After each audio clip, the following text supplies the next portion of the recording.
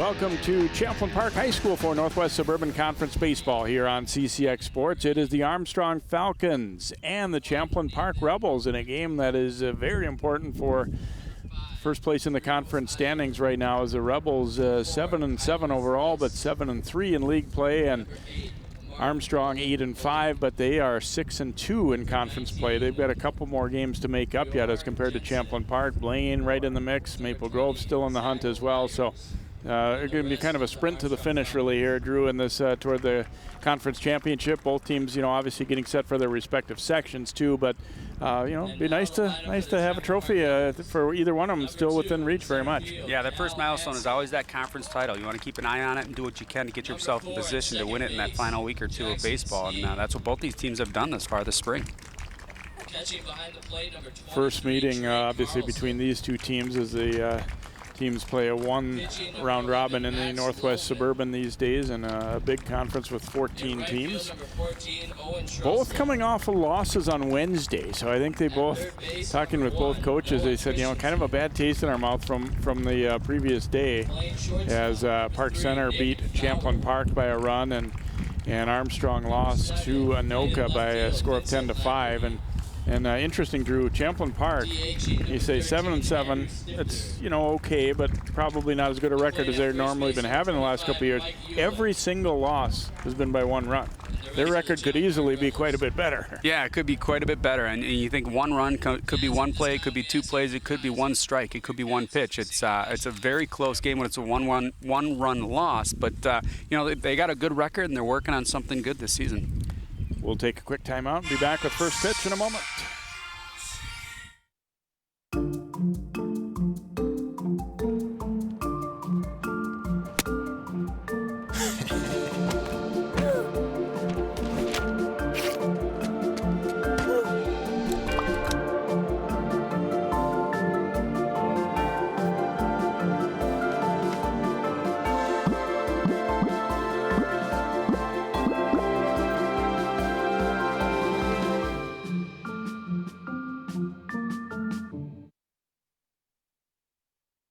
Most of my family, they never graduated high school or even let alone go to college, so I'm trying to break that barrier.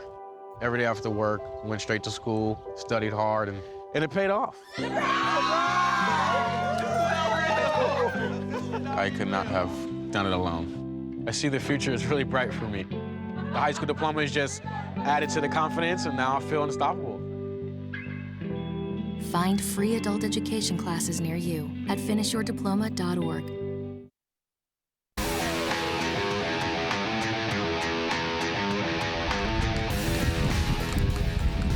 Welcome back here. It's a warm and windy one. There was a raindrop or two that fell during pregame warm-ups, but right now looking pretty good for playing this one uninterrupted, as the big lefty Max Loven gets set to take his warm-up tosses for Champlin Park. Here's the batting lineup for Armstrong.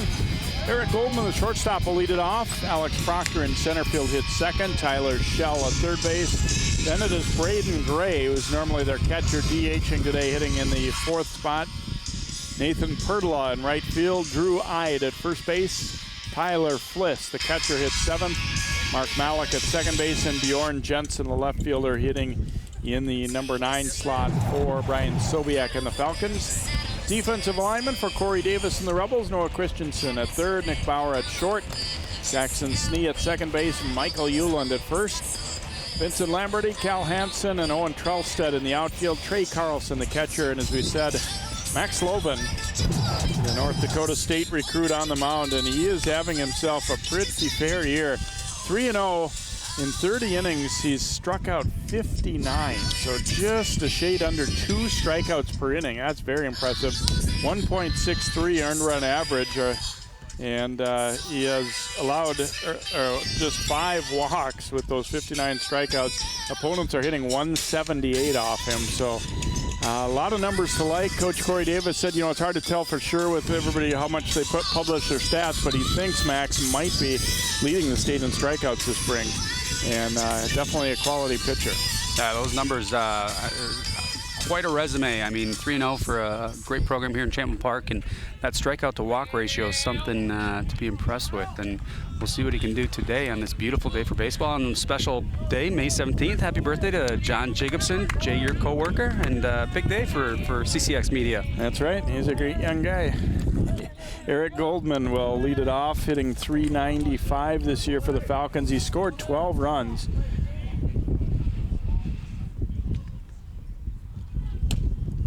Fastball over for a strike from Loven. Let's go 1-2. Come on, baby. Come on, 12er. And really popping the glove there, and it's quickly 0-2. Yeah, he works quickly and comes with a lot of heat, it seems, and been throwing pretty straight balls those first 2 pitches. That one just up high, so 1-2. Max pitched the previous game that we were over here for on CCX against Maple Grove, and I thought he pitched pretty well, but there were a couple innings where they didn't play very good defense behind him. Ended up no decision in that one that turned out to be a loss. I mean, he was, pretty dominant at times, although, probably didn't have as smooth a game as he's had some, but.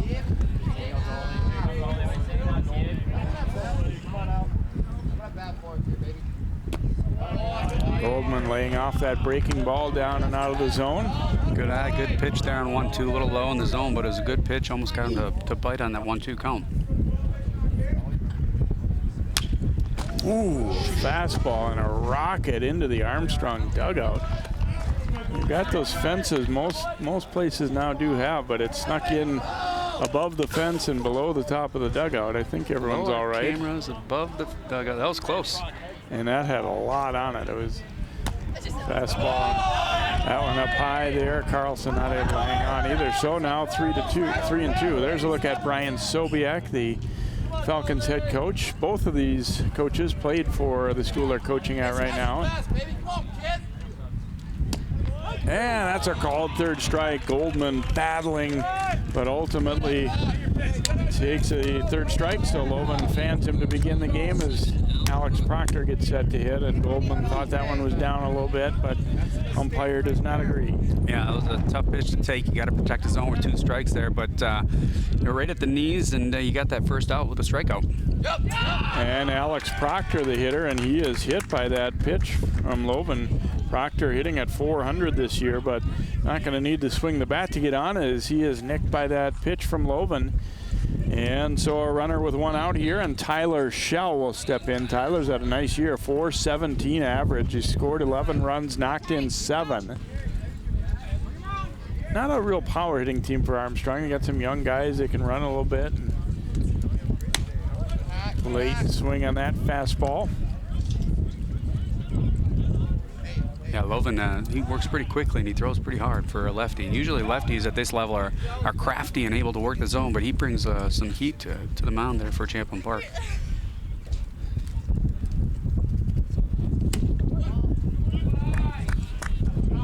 Takes that one for a ball.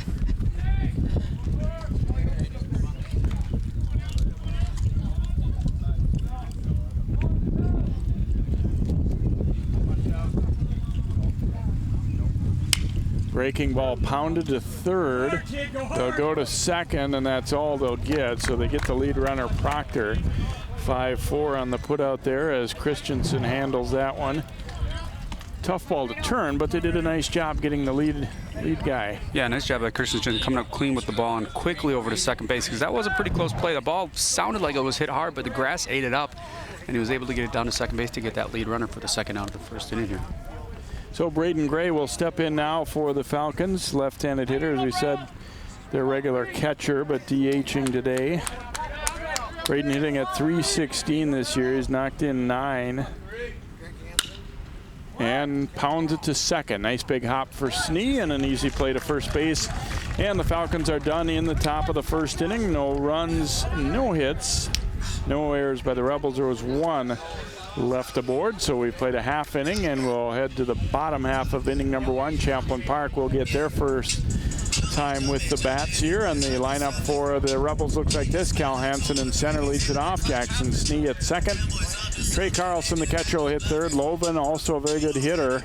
The pitcher hits fourth. Trelstead in right. Noah Christensen, the third base. Nick Bauer at shortstop. Vincent Lamberty, the left fielder, and Andrew Stifter, the designated hitter for Champlin Park, hitting at the 9 spot.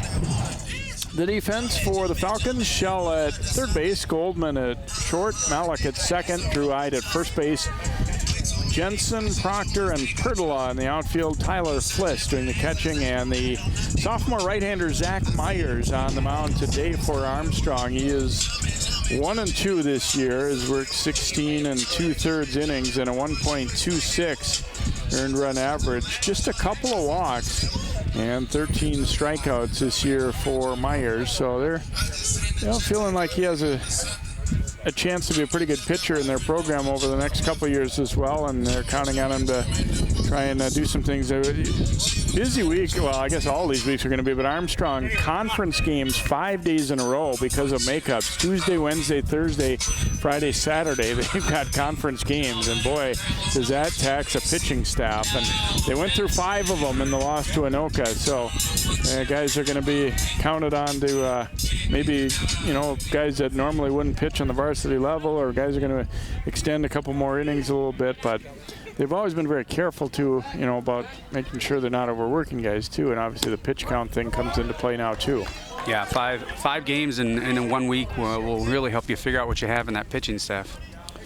Cal Hansen takes a first pitch strike. Cal's hitting at .375 this year. 9 runs scored. He's got 3 doubles to his credit, and there's a strike as well. Yeah, Myers' resume a little different than Loven's. He's 1-2, but the important thing to look at is that 1.26 ERA. So he's definitely throwing strikes and getting outs when he needs to. He just doesn't have the run support. Oh, and a sharp breaking ball there. Catches Hansen looking. So both leadoff hitters go down looking. Very sharp breaking ball. That was a very nice pitch. And I bet you Cal Hansen and Eric Goldman would both say, note to self next time around that those pitches are, maybe slightly below the knees or might be called, and I got to be ready. Yeah, and I think what you're going to see is these umpires tend to give pitchers who are able to stay around the zone, those pitches that are close to the zone, they'll give them a strike on that call. And here's a liner into left field. Jackson Snee jumps on the first pitch and drives it past third and into left field. He didn't crush it, but he got enough of it certainly to push it beyond the infield. And so 1-out runner now for the Rebels, and Trey Carlson will be the hitter. Yeah, good solid contact, squared the ball up just over the third baseman's head. Easy fielder or grounder for the left fielder to get in, but Champlin Park's able to get a runner down to first base here in the bottom of the first. Carlson, .295 average, but he's driven in 12. He's also walked 3 times.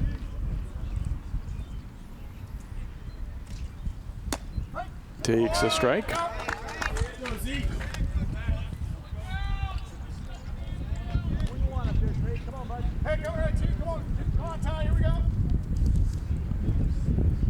Rebels are a team that likes to run a little bit. They've stolen 46 bases, so something to keep an eye on, an athletic team. Knocked to the left side, and that one is going to get through for a hit. They're shading him just slightly up the middle there, and Goldman had a long way to go to get to that one. And even if he's able to backhand that one flawlessly, it was going to be, I think, pretty hard to get it out. No way to get it out at first. Even at second would have been a tough play. So Carlson with a single.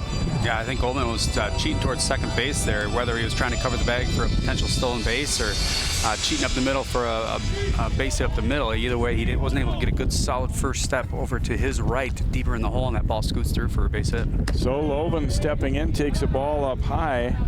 Loven, good hitter, as we said, .409 batting average. He's knocked in 13. He's got a couple of home runs, also 8 doubles.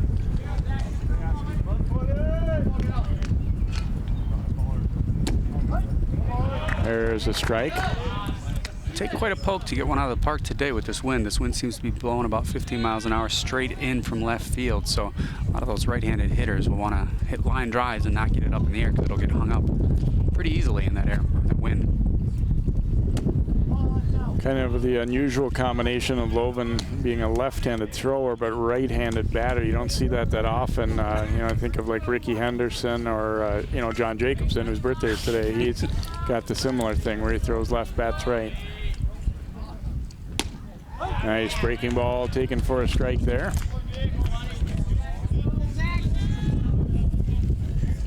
So 2-2, a kind of a key batter already early in this game. Couple runners on, one out, and the cleanup man at the plate for the Rebels. Myers with a breaking ball. Fliss able to block that one. Great block by Fliss there. That's such an underrated thing as a catcher, and that ball scoots by him. You got runners in first and second, or second and third instead of first and second. You got 2 runners in scoring position, which is a much more dangerous opportunity for Champlin Park. But that block pitch really saved the day earlier here in the first. Here's a hard liner. It's bobbled. They'll flip to second to get the out there, and then safe at first. So there'll be runners at the corners. A very hard hit ball, and it was juggled a little bit there by Malik. I don't think this was intentional to try and start a double play or anything. It was just kind of a sinking liner. He hesitated a little bit, and that really cost him any chance to get Loven. Not that they necessarily would have anyway, but so 4-6 on the force play. Loven aboard on the fielder's choice, and then he is run for by Ben Hoffman, a courtesy runner for the pitcher at first base. So 2 gone now with runners at first and third. Owen Trelstead stepping in now for Champlin Park. Owen hitting at .333 this year. He's knocked in 5 runs. Also has walked 6 times. Fouls that first pitch out of play.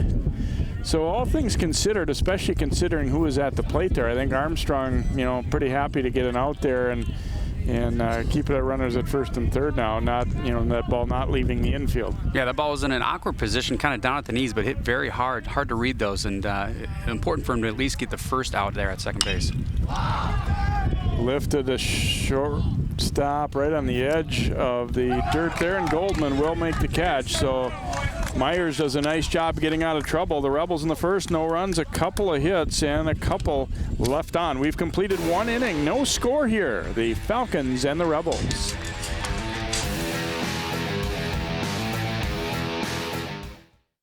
I adopted Bento in 2010 from a shelter. As it turns out, we have very similar personalities. And this cat makes me make art because he's always motivating me to take pictures of him, to draw pictures of him. He just is motivating artistically. It's just that simple. Well, he's my best friend, but a lot of people know him as Keyboard Cat.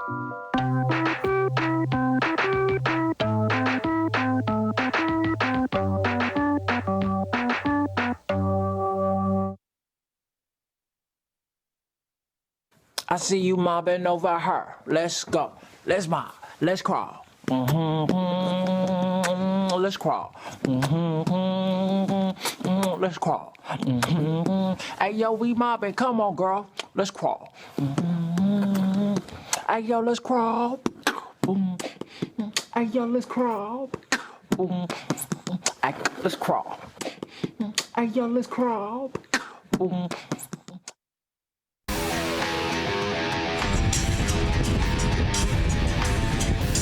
Umbrellas out more for sun protection, I think, and maybe, just to hedge their bets a little bit, too, on the rain situation, but I think it's more to shield from the sun here. As we go to the top of the second, Pertola, Ide, and Fliss coming up here for the Falcons.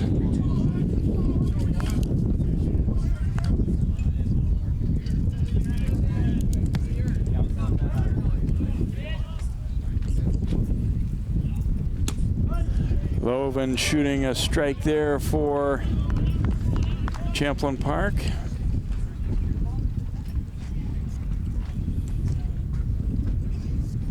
Pertola, 257 batting average so far for Armstrong.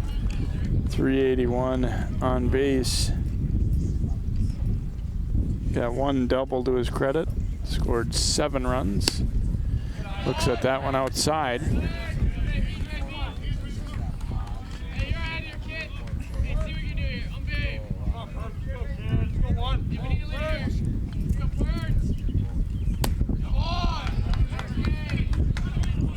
Armstrong looks like their plan might be to kind of make him work a little bit and not be too eager to jump on the first pitch.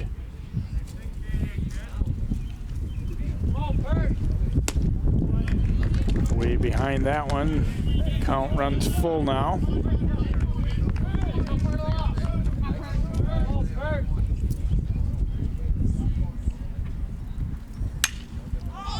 lifted out to right center, and they had him shaded around that way, and catch made there by the center fielder Hansen. So they know that Loven throws hard and kind of align their defense in that way. You know, when it's first hit, you're not really expecting the center fielder to be quite that far over, but actually was almost right to him. Yeah, it was a good pitch, and ball a little bit in the zone, kind of caught him on the hands and pushed it out to right center field, but the center fielder was perfectly positioned to easily get that first out of the inning. Drew Ide takes a strike. Drew hitting at 290 for the Falcons. 4 runs scored. He's knocked in 7. Little tapper, Loven pivots and throws him out at first base. So 2 quick outs here in the second, and Tyler Fliss, the catcher, will step up here for Armstrong. Nice fundamentals there by Loven. He just has a presence of him out there. He calmly gets off that mound on that short little chopper in front of him, fields it easily, doesn't rush to throw over to first base, makes a good solid throw to get the second out. Yeah, he's a really third-year regular and gotten just better and better each year. Starts him with a fastball for a strike. Confidence does so much for kids at this age. It helps them, know that they're going to be part of the team. They don't have to worry about, whether they're going to pitch or whether they're going to be in JV. They know they have a spot in there. They can continue to work hard, and you can see it paying off here for Loven. Couple of strikes on Fliss. Fliss is hitting .346 this year. Hasn't been quite as much as some of the others, but goes down on strikes here, and Loven blows him away in the second. No runs, no hits, and no one left on. We go to the bottom of 2 here. The Rebels and Falcons still at 0-0 here on CCX.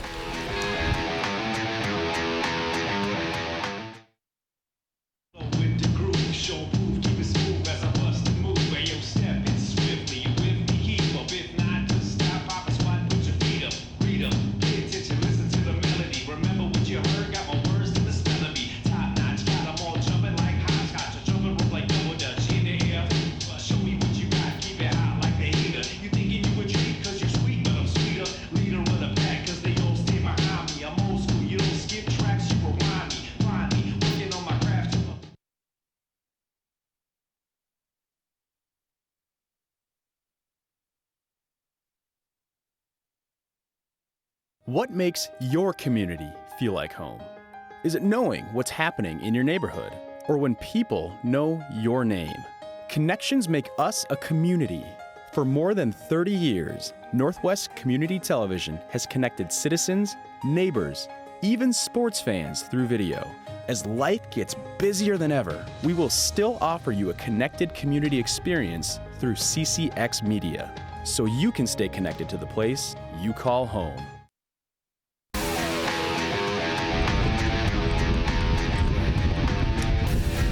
Champlin Park getting set to bat in inning number 2 here after they had a threat but didn't score in the first, so we're still at 0-0, Armstrong and the Rebels. And Noah Christensen, Nick Bauer, and Vincent Lamberty getting set to bat here for the Rebels, and see what they can do. And I'm kind of impressed with Myers. I mean, we kind of knew what we were getting with Loven coming in, but Myers, the sophomore, I thought did a nice job of getting out of trouble and not really seeming flustered when he got into trouble. Bounced to third, but it is bobbled. And Shell is going to be charged with the error as Christensen aboard on what seemed to be a pretty nice big hop for the third baseman. And Shell just forgot to bring the ball with him there. Yeah, he was pretty confident the ball was in his glove. He was about to reach back and toss it over, and then realized it didn't stick in his glove. He still thinks he has it. And he realizes it's behind him and has no chance to make a throw over to first base to even get a chance at that out. So Nick Bauer will step in here for the Rebels. Bauer pushing a bunt to the right side, and Myers can't come up with that, and everyone's safe. Yeah, perfectly placed bunt on the first baseline. It looks like it was probably a bunt for a hit, but you can mix that in with a sacrifice, and the first baseman stays on the base, and it's up to the pitcher to get it over to first base. He's going to try and scoop it with his glove, but he couldn't come up clean because this grass is pretty thick here. And, for Champlin Park, if you got Loven on the mound, he's got a great ERA. He's been striking people out left and right. If you can get a run or two across the plate, you're in a pretty good spot here at home field. So Myers, I kind of hate to do it, but I have to probably charge him with the error there. It makes me wonder. It seems as though it was unusual that the first baseman wouldn't, leave the bag to come and Obviously, it might have been a defensive call that they had on, or maybe not, because this might be more of a defensive conference than anything right there, because it really kind of left Myers hung out to dry, having to chase that ball that long. Yeah, because it was pushed down. It wasn't dropped down right in front of home plate. It was pushed down the first base line. The third baseman was charged, and he was way in. Had it been bunted down the third base line, they probably would have picked up the out at first base, but pushed down the first base line, he was able to beat out the throw, and Myers wasn't able to come up with it clean, so they got runners on first and second with nobody out, and you would expect another bunt here. Or at least do something to try and get those runners over to second and third. Vincent Lamberty stepping in here for the Rebels. He is squaring. He'll bunt it back toward the pitcher. Myers looks at third, but he'll go to one, and he throws it away. 3 errors in a row for the Falcons. 1 run is in, and here comes runner number 2. The throw to the plate is in time. So they at least recover to cut down Bauer coming home, but Christensen will score. And all the way around to third on the play is Lamberty. So great execution on the sacrifice bunt right to the pitcher. Unfortunately, a high throw to first base. Scoots down the right field line. That first runner comes in easily. Great slide by the second runner, but even better tag to get that out there at home plate and save an extra run. So Stifter will step up. It's 1-0 Champlin Park. A runner at third, now 1 out. Stifter, the DH. Slices that one into right field for a base hit, and it's 2-0 Champlin Park. Lamberty in to score as Stifter doesn't waste any time driving in run number 2 there for the Rebels. Yeah, great at bat. Push that ball through the right side of the infield. You're at least putting the ball into the play on the right side, so it gives that runner a chance to scoot down the third base line, and fortunately got past the first baseman, so he ends up with an RBI single. Cal Hansen, the batter now for Champlin Park. Right on that one, it fouls it straight back, so Myers running into difficulty in the second, largely because of the defense. First one booted by the third baseman. Myers failing to convert on a tough bunt, and then picking up a bunt and throwing it way over first baseman's head. So Falcons trying to come out of a rut. They sound like they had a game a little bit like this yesterday as well. And yeah, if you're Myers, you got to settle down here and just continue to throw strikes. And you can't get back those errors. They've happened. You just got to continue throwing strikes and hope that your offense can get those runs back for you. I think it's a little harder to shake it off too, though, when you make the mistake yourself, as Myers did on that previous bunt.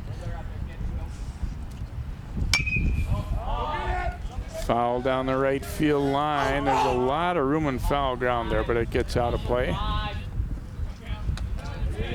Hey, there's a camera guy. Nice shot.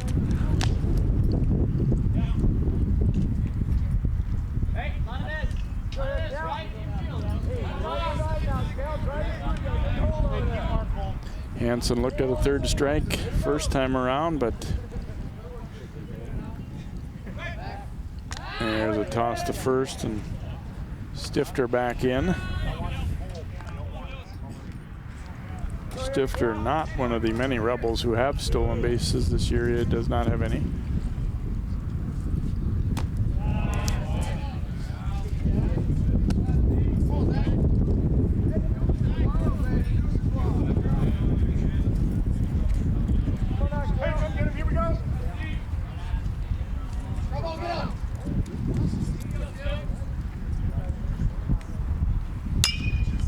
And another one down the right field line.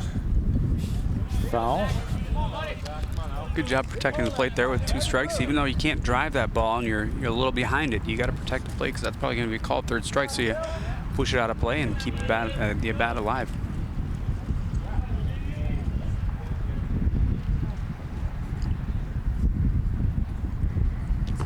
In the dirt, Fliss blocks it, and Stifter elects not to try and advance there. Coach Sobiak was saying Fliss is a nice backup catcher to have.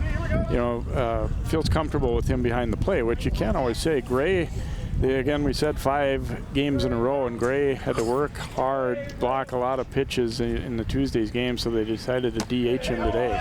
That one is up and out of the zone, and Hansen a nice at bat as he works out a walk. So runners at first and second now for the Rebels, and Jackson Snee will be the batter. That one clearly up out of the zone, and you talked about, you know, kind of getting rid of those pitches that you couldn't handle well, just fouling them off, and ultimately leads to a walk. Yeah, great at bat. You know, a couple foul balls, protecting the plate, and end up with a walk here. So Snee will hit. He got a single his first time up. A long look down at Corey Davis here. We'll see if the Rebels have anything in mind in terms of a hit and run, or wouldn't really think sacrifice here with one out, especially the way they've been swinging the bats here. I think they have started to feel like they can hit Myers a little bit. Yeah, second time through the rotation, or so second time through the order, you've seen him. You know he has a good breaking ball, and he's got a good fastball, so you know what he's going to bring. So you got a good chance, you got a good read on him, and I wouldn't expect a sacrifice here. And that one misses down and away. You also got to be thinking he's had a couple errors this inning and gave up a couple unearned runs. Frustration might be setting in, so you got to make sure he throws a strike. Make sure he gets you a strike over the plate. Don't chase anything. Don't give him a free strike on your at bat.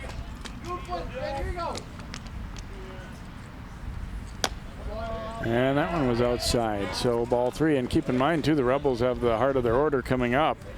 The 3-4 hitters are due next, as Fliss goes out to talk it over a little bit there.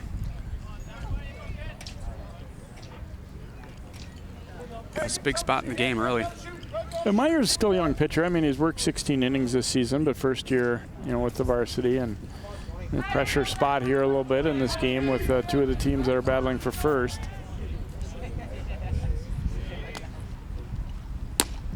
Shoots him a strike there, 3-1.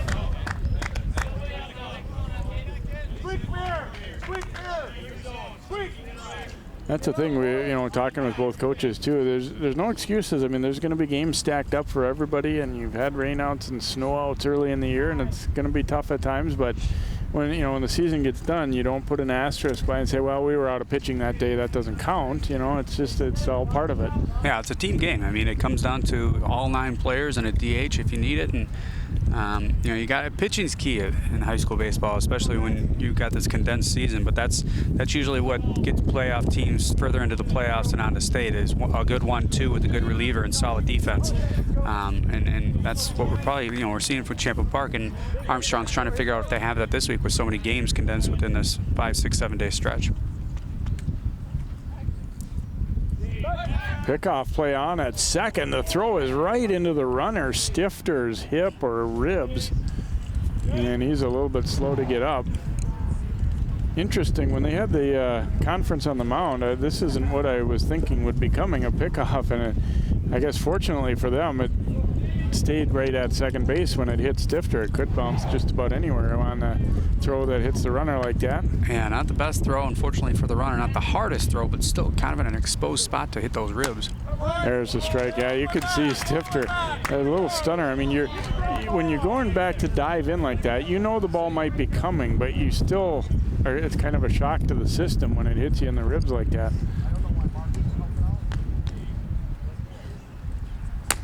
And a rip and a miss. And Snee down on strike. So a great bounce back by Myers there to get out number 2. And Trey Carlson will be the hitter now for Champlin Park. Yeah, it's a big confidence builder there for Myers to get that strikeout after being down 3-0 and having a couple errors earlier in the inning. Coming back to strike out that batter here to put himself in a position now. And all he needs is one more out to get out of this jam. Carlson, who singled his first time up, stepping in.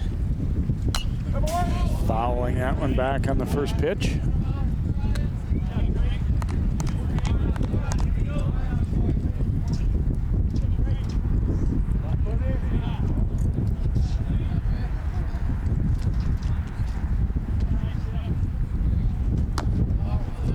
Pitch taken for a ball.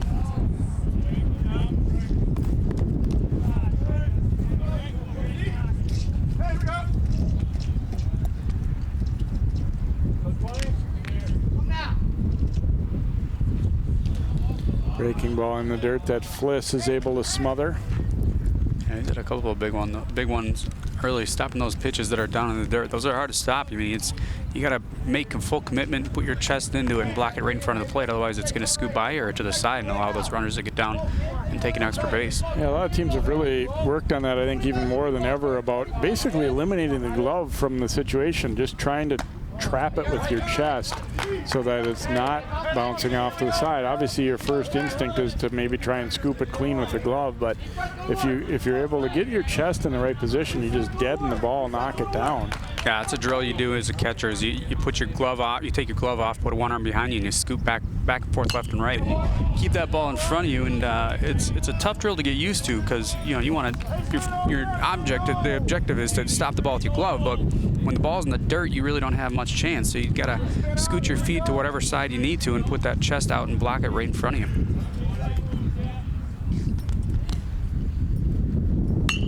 Here's a liner, one bounce to second, and the throw was not a great one, but good enough to get the job done there, as Malik had a little trouble with that, but gets the important out. So the Rebels' inning doesn't turn out as big as it looked like it might, but they get 2 runs in the inning, 1 base hit. There were 3 errors committed by Armstrong and a couple left aboard. After 2 innings, it's Rebels 2, Falcons nothing. Did you know kids who play outdoors have healthier lungs? Totally. Did you know that boys that play with dolls make better husbands? My son has lots of dolls. But did you know terry cloth diapers breathe better? I did. It's totally true. Oh, yeah. Did you guys know statistically friendly kids have more friends? Yeah. That's obvious. Did you know most people think they're using the right car seat for their kid, but they're not? Parents who really know it all know for sure that their child is in the right seat. Visit safercar.gov/the-right-seat to make sure your child is protected.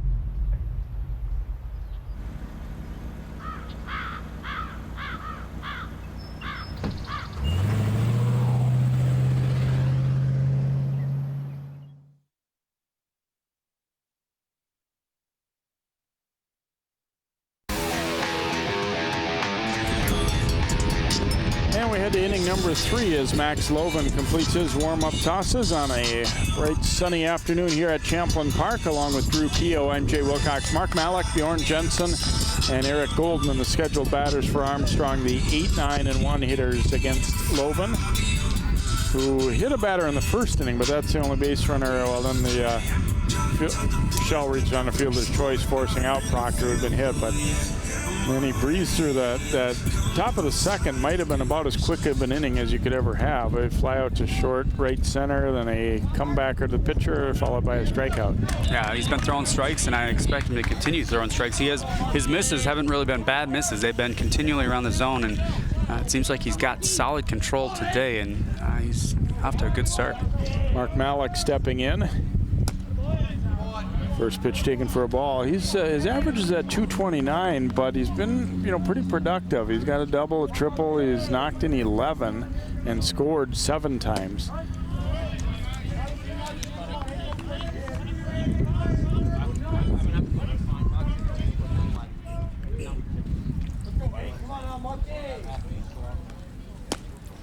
Rip and a miss there, and it's 1-2.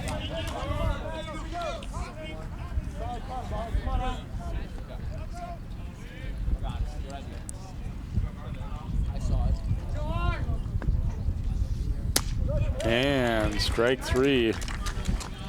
And you almost feel sorry for the hitters on a couple of those. Yeah, it's a pretty tough pitch. He's looking really good, and it's hard to adjust. Usually, it's easier at this level, easier to hit right-handers because you face so many right-handers growing up. But to adjust to a left-hander, and then especially a left-hander who's throwing this hard and with a good solid breaking ball, it's very difficult. Bjorn Jensen, the batter now, 261 hitter this year. He's got 4 runs scored.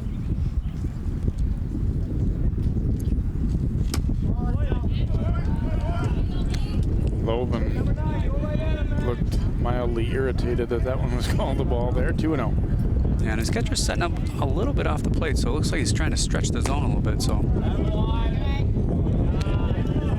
Well, he doesn't want to lose the number 9 hitter, that's for sure, but Jensen would love to get aboard here any way he could. There's a strike, 3-1.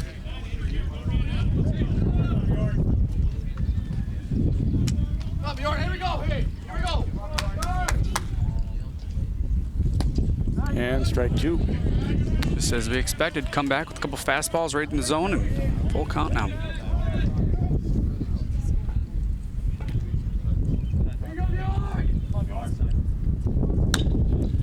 Got a piece of that one and stays alive. You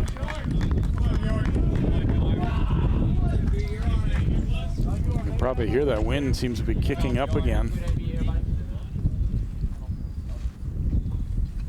And a rip and a miss, and Jensen down on strikes. Third batter in a row that Loven has fanned, and 4th overall. And Goldman will be the hitter. Yeah, good job to come back from that 3-0 count to throw 3 straight strikes and get that strikeout. So Goldman, who himself was a strikeout victim the first time up, had a good long at bat, and a full count pitch he took for a strike that he didn't think was a strike, but he doesn't get a vote though, right? It's not his call. Yeah. Not your call, not my call. Popped up, will be playable there for Euland, and fighting the wind a little bit, he'll make the catch in foul ground. And the Falcons are done in inning number 3. So we go to the bottom of the 3rd. It's 2-0 Champlin Park.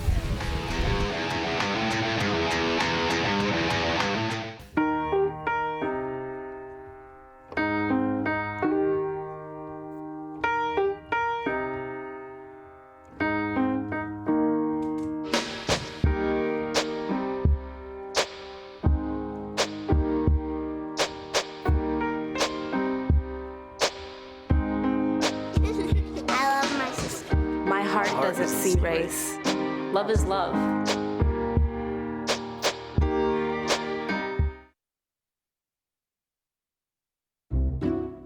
I'll never forget the day our landlord called and said, read your lease. No pets allowed. My owner tells him my dog ate the lease, but that didn't work. And now I'm stuck in a shelter. But this pit bull is ready for a new crib. I'm loving, loyal, and play well with others. So don't be intimidated by all my muscles, because the biggest one I have is my heart. That's right, I said it.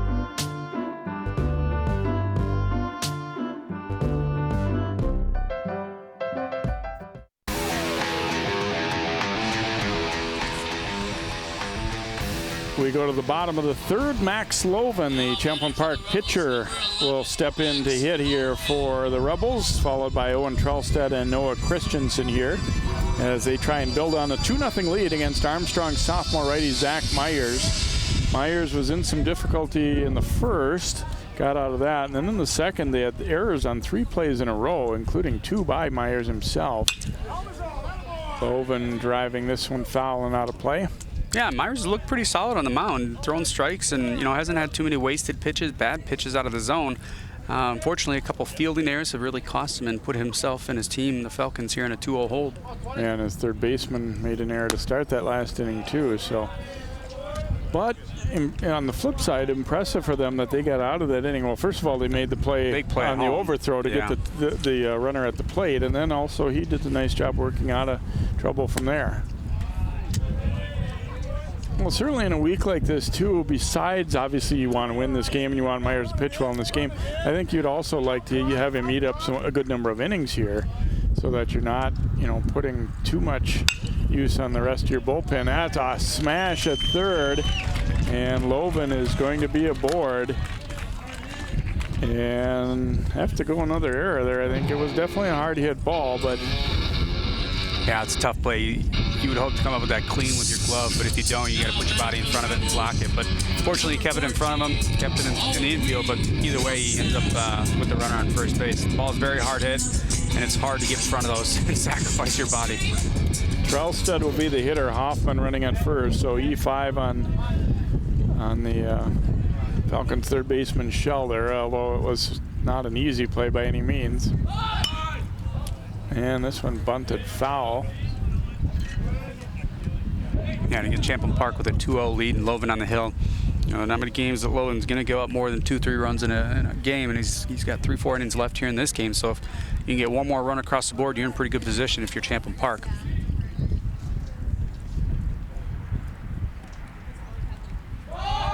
Bunting again, this time pulls the bat back as Hoffman bluffing from first.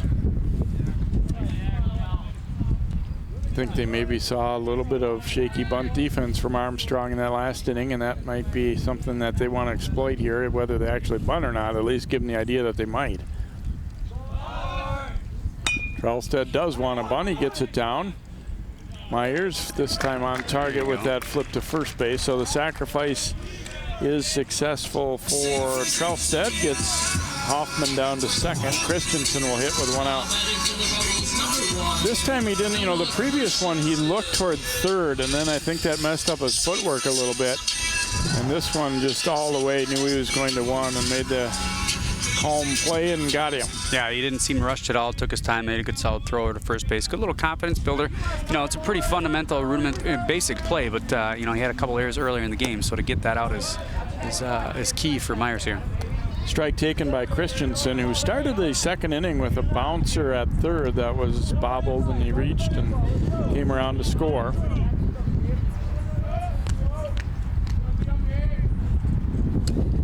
Ooh, he really chased that one, a foul ball. That pitch looked like it was going to be in the dirt. Surprised he was able to get the bat on that, but yeah, that was short hopped, and I think he barely ticked it. Sometimes you have it in your head that I'm swinging here, and it's hard to change your mind even when a pitch is quite a ways out of the zone. Obviously, that's not, you know, the mentality you want to have, but every hitter probably has done that sometimes, where they go after something that they really know they shouldn't.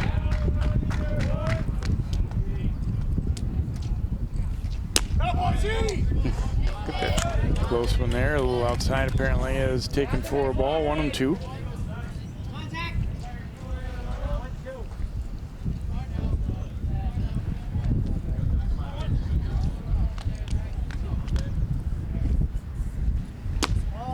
And that one is inside.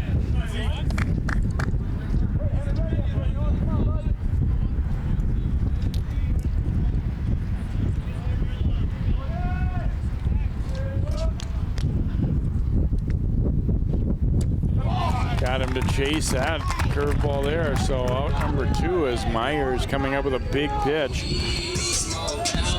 Yeah, definitely had him off balance. He chased that one. Great curveball. Out and low in the zone, had him off balance, and got that strikeout for the second out. Nick Bauer, the hitter now for Champlin Park, as he's trying not to strand a runner in scoring position there. Hoffman leading from second. Rip and a miss. Yeah, if you're Champlin, you want to capitalize and get this run across the board. But that strikeout was huge that last at bat, because Champlin Park sacrificed that runner, or that bat, to get the runner on the second base. And now Armstrong's in a good position to get out of this inning. High chopper. Goldman, the shortstop, will flip to first base, and they get the out. So Myers has a pretty nice third inning. No runs, no hits. There was one more error committed and one left aboard. After 3 full here at Champlin Park High School, it's Rebels 2, Falcons 0.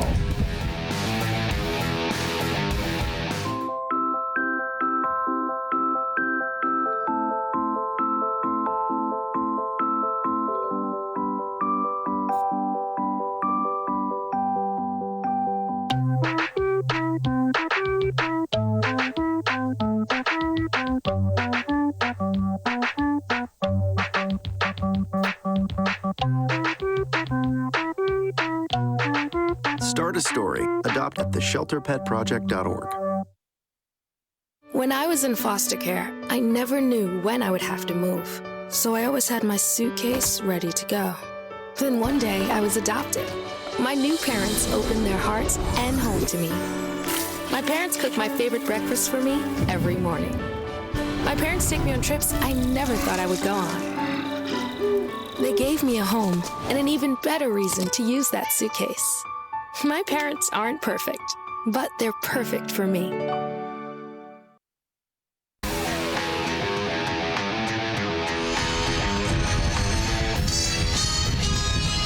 Wind really picking up here as we go to inning number 4. Alex Proctor, Tyler Schell, Braden Gray will hit. They try and get something going for the Falcons against the dominating lefty Max Loven. See, Proctor took one for the team his first time up and got hit by a pitch.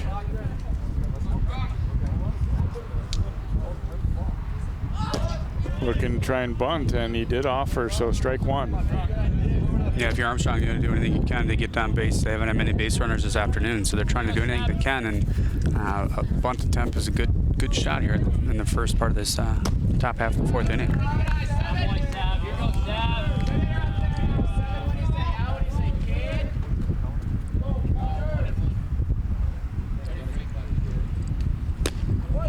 Rip and a miss.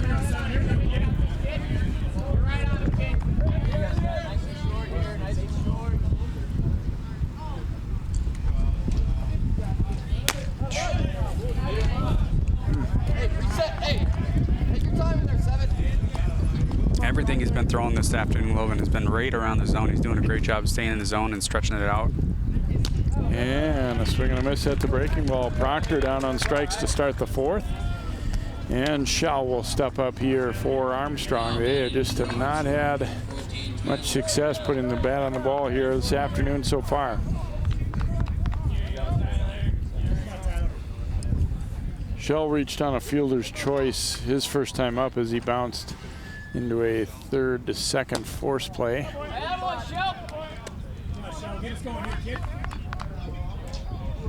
Shell's had a really good year, as we said, with the bat, .417 average. Scored 11 runs. Way behind that one, and it's 0-2. Yeah, big swing, and he's looks like he's, or excuse me, 1-1. All about timing. He's got a big leg kick and all about timing. So see if Loven brings in the breaking ball to keep him off balance. Fastball to knees for a strike.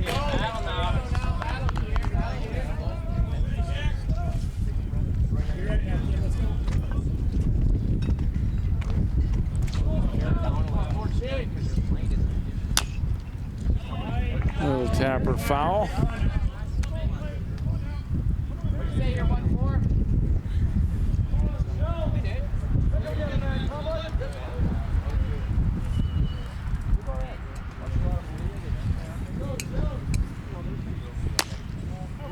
Fastball outside. And so 2 balls and 2 strikes here to the Falcons' third baseman. Braden Gray waiting on deck here for Armstrong. But a miss, and down on strikes he goes. He is now struck out 5 of the last 6 hitters. He's getting better, and that's one of the things Corey Davis talked to me about. He said in a couple of his games lately against good competition that he's been getting better as the game goes on. He said pitches 70 through 90 have been even better than his first couple innings usually. So that's an impressive thing to see, and it shows you kind of the sign of a pitcher that's really physically matured and everything too. Yeah, he definitely has a presence out there. He's throwing strikes, and when he's not throwing strikes, they're close, and he's throwing heat. It looks like he's picking his places, and even when he throws in that curveball, it's usually a pretty effective breaking ball. There's a strike.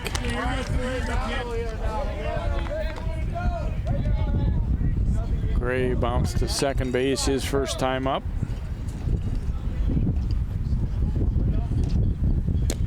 And a called third strike. And he strikes out the side in the fourth. No runs, no hits, and no one left for Armstrong. We go to the bottom of 4. It is 2-0 Rebels.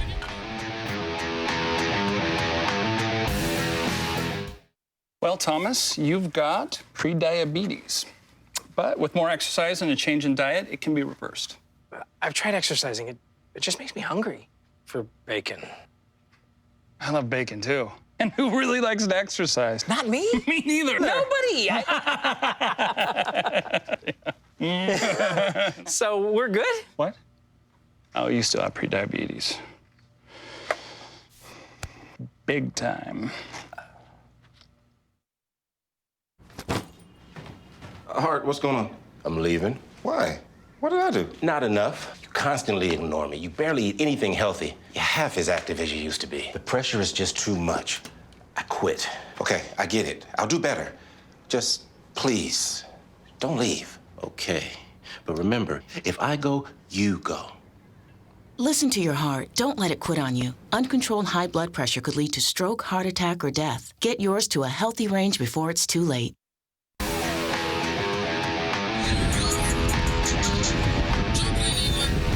Fans of of all sorts here today to watch this one. 2-0 Champlin Park leading it, and the Rebels in the bottom of the fourth will have the 8-9 one-hitters coming up. Lamberty, Stifter, and Hansen getting set to face Zach Myers, the Armstrong righty.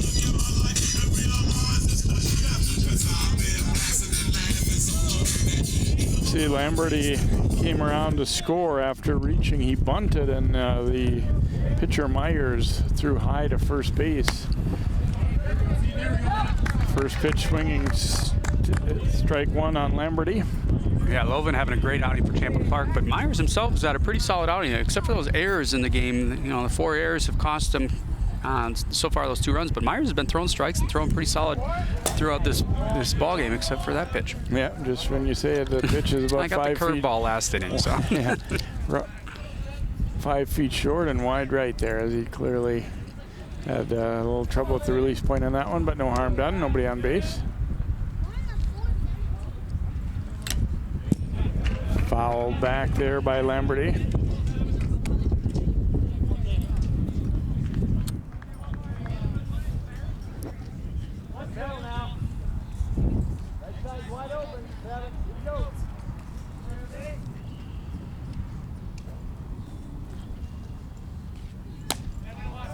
Breaking ball hangs up high.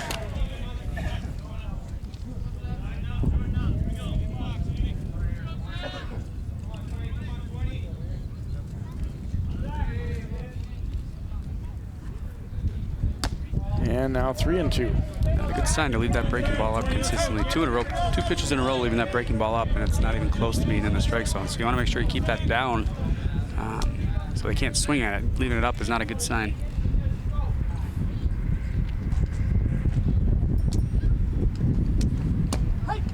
And a called third strike. Lamberty seemed kind of stunned, actually, but he'll be out to begin the inning, and Stifter will step in. Nice job there by Myers to go back to that fastball. A little off the plate. The catcher set up out there, and he got the called third strike. So here's Stifter at an RBI single, his first time up. You miss a breaking ball, that's where you want to miss it down low and off the plate, not up in the row, not up like he was a couple of pitches ago.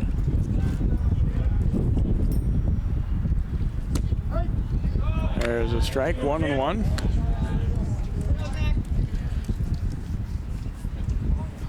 Stifter, a good confidence boost to get that single in the first. He's kind of scuffled at the plate a little bit this year, hitting below 200 at 172, and drives it to right field, and that one will be down for another hit. Stifter will hang on at first. So not bad when your number 9 guy who's hitting 172 goes 2 for 2 to start the ball game. You gotta like that. Yeah, not the hardest hit ball, but he waited till it got deep in the zone, decided to put it in play, and a solid line drive out to right field. Nice job of the right fielder to come up and get it in quickly, so he keeps him at first base and doesn't give up a double here. And so Cal Hansen will be the batter now for Champlin Park.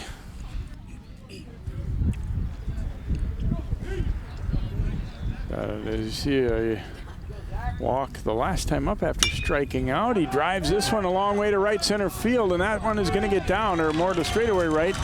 It's down for a hit. Hansen digging into second. They will hold Stifter. Uh-oh, Hansen didn't see it, and he's nobody there. Taking a big turn, but nobody covering second.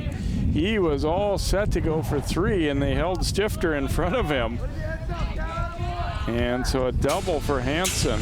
Yeah, I think Hansen, good hustle out of the box to get down to second base, and he saw the ball in front of him, and he saw them bobble it as he was rounding first, but the runner at third was being held by the coach, so he had to hustle back to second base. But typical alignment for an infield, when the ball's hit out to right field and you got runners on, nobody's going to cover second base because you got to have a cutoff and you got to have a backup. So second and third with 1 out. Ball was misplayed by Perdola, but I think that one had a pretty good chance of being a double anyway, so I'm going to kind of give him some slack and not give him an error on that play. Yeah, I think you're right. I mean, he's moving over to his right, towards right center, towards the gap, and I think no matter what, he's going to be giving up a double. Snee getting set to step in. Yeah, I'd like to say for Hansen's sake he knew that nobody's covering second, but I don't think it was really that. I think he was kind of shocked that Stifter was still at third. He was just in a motor, and all of a sudden he looked up and slam on the brakes. Yeah, Stifter's rounding second base. His immediate reaction is to pick up his third base coach and figure out where he's going, because if he's going to be held, he wants to slow down, doesn't want to be overrunning the base, but if he's going, he's got to be hustling around. So he's holding up as he's rounding second base, as he's easing into third base, but the runner at first saw the ball bobble, so he's like, I'm going to hustle down the third, but the base is already occupied, so he had to hustle back to first. You know, you would expect maybe the first baseman to follow the runner over to second base, but sometimes there's a second cutoff when a ball's hit that deep out into the outfield. Yeah, and that's where it turned out he was. He was in the area of the vicinity of the mound while the pitcher Myers was backing up third. So Snee will be the batter here. Armstrong going to pull the infield in with runners at second and third, one out. They're already down by 2 runs, and again facing a lights-out pitcher. Squaring to bunt, but he fouls it. A safety squeeze there as Snee wanted that one, and it actually hit his bat a second time after hitting the ground. Which, that makes it dead, right? Yep. Yeah. I mean, even though when foul, obviously it's a foul ball, but if he hits it a second time, it's a dead ball.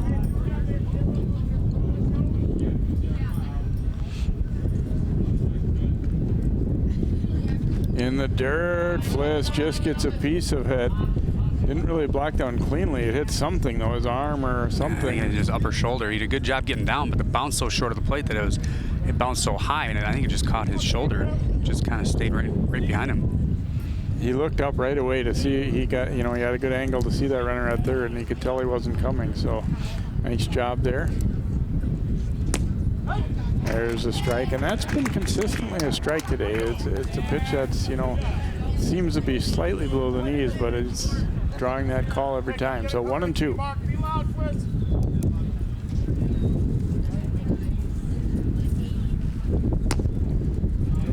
And now 2-2.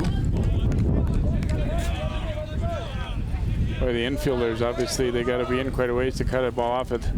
On the one hand, it's kind of intimidating for the hitter when they're so close, but boy, they don't have much reaction time if he hits the ball hard at anybody. Yeah, I mean, they're not able to cover much range. It's either if it's hit at them, they make the play. If it's not, it's going to get through probably. For the runner at third, he's able to get a bigger lead because their third baseman's in. Pokes it foul down the right field line. Same thing with the runner down at second base. With the infielders in front of him, it's easy to see where they're at. And they're not, usually when they're back, they're kind of doing some deeks and fakes over to second base, but he can see where they're at and get a bigger lead. The 2-2 is hacked foul here, so a pretty good battle between Myers and Snee. Another interesting thing, Champlin Park here, is they have this banner here back, so if a pass ball comes back, it could easily bounce back straight to the catcher, so it's something to be aware of as you're running.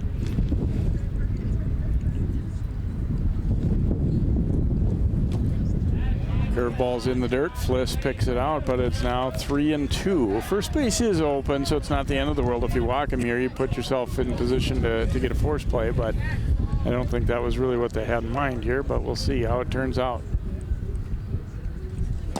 Cut and a miss, and Myers getting the big strikeout of Snee for the second time in a row. 2 outs now, and the infield can go back to normal depth here as Trey Carlson gets set to come up. Doesn't mean they're out of the jam by any means, but it kind of takes the pressure off a little bit of having to play that infield in. Yeah, great job of pitching to get that strikeout there and keep the runners at second and third. Yeah, you kind of touched on it, Drew. On another day, in another game, when he was facing a different pitcher, you'd be really impressed with Zach Myers. It's just compared to Loban, he's not been nearly as dominant, but he's done a nice job. And Fliss, another block there. Yeah, I mean, both runs unearned. I mean, the 4 errors really hurts you, and it puts you in a bad spot. But 4 errors usually ends up to be more than, especially 3 errors in 1 inning, usually ends up to be more than 2 runs. But they were able to buckle down and get out of that inning to avoid further damage. Carlson knocking it to the right side. They flip to Myers covering, and they get the out. So again, Armstrong dancing out of trouble there. As the Rebels threaten but don't score in the 4th. No runs, a couple of hits, and a couple left aboard. We go to inning 5. It's 2-0 Champlin Park.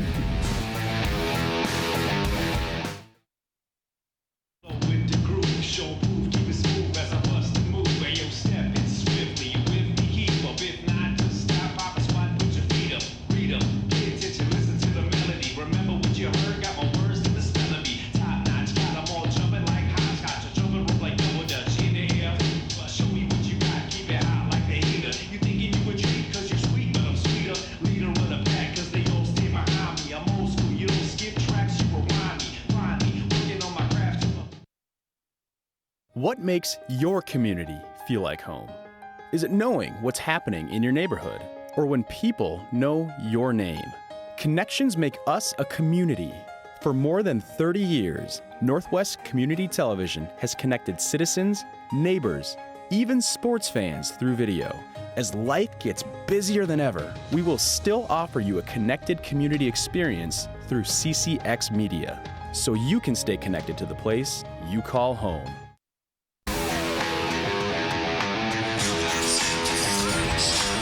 Turned out to be a very nice afternoon for baseball here. Earlier in the week, they were talking about, maybe storms coming in for today, but it kind of has that feel that, the warm, muggy, and windy, but right now pretty nice. And we go to inning 5 here at Champlin Park, leading it by a score of 2-0. Pertula, Ide, and Fliss, the 5, 6, 7 hitters coming up for Armstrong, and they have really not been able to touch Max Loban so far here today. Yeah, Loban's got presence out there on the mound, and he's been throwing strikes consistently and been getting strikeouts, as he has so far this spring, pretty much in every other outing that he's had. But today, it seems like Armstrong really hasn't had much confidence or had much of a chance to putting the bat on the ball, and the few times they haven't been really hard hit balls either. Now batting for Armstrong, number 1, Nathan Pertula. Pertula flied to center field his first time up, so he at least did put the ball in play, which a lot of his teammates haven't been able to say. But no trouble for Cal Hansen to grab that one in short right center the first time up. Takes that one for a ball. There you go, Nate. Come on, one. Come on, third.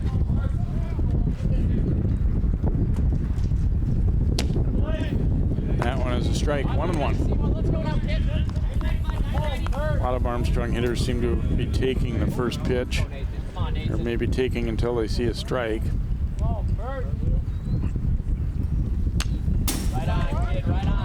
Had that one timed well, but fouls it straight back.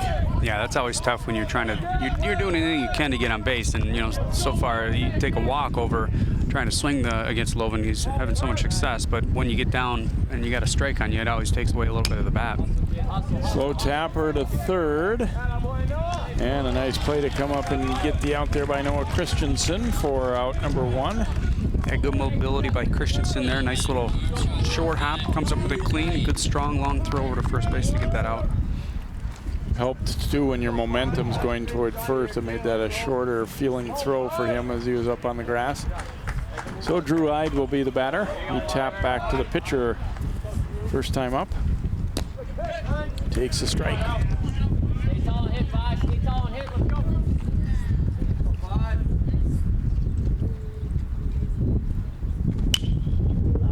Slicing that one foul.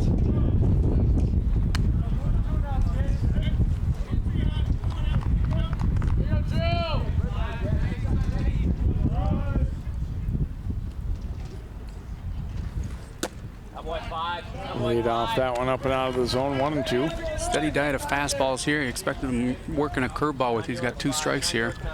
Keep this batter off balance. Just got a piece of that one.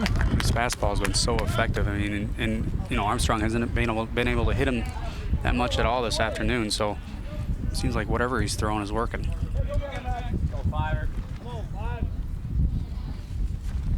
Breaking ball here, tap to first and misplay. Hewlin not able to come up with that one, so Ide will reach on the error. First base runner they've had since the first inning. Seemed like a nice hop for him, but he just took his eye off on it to look over at Loban. Yeah, he was kind of a little bit away from the base. He had to make a quick decision, had to come up with the ball cleaning, scamper over to first base, but he started running before he came up with the ball, and that ended up costing him. So the runner's on down now at first base. So Fliss will be the batter here for Armstrong. I guess the good news for Hewlin is it's not the first runner of the game, so it doesn't feel quite as bad then. Yeah. Hop back, fouling out of play here. Fliss struck out his first time up.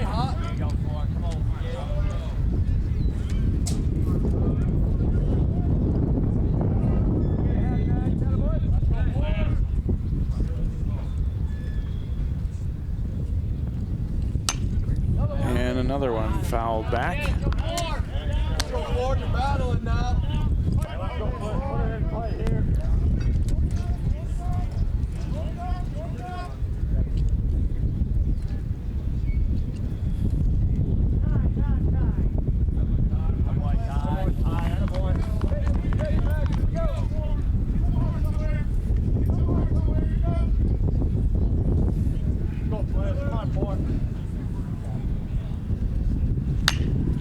to first. This time the play made by Ulan, now throws down to second, not in time, so they get the out at first. And Ide advances to second. Ulan gets his confidence back there after booting that previous one. Made the right play. You take that out.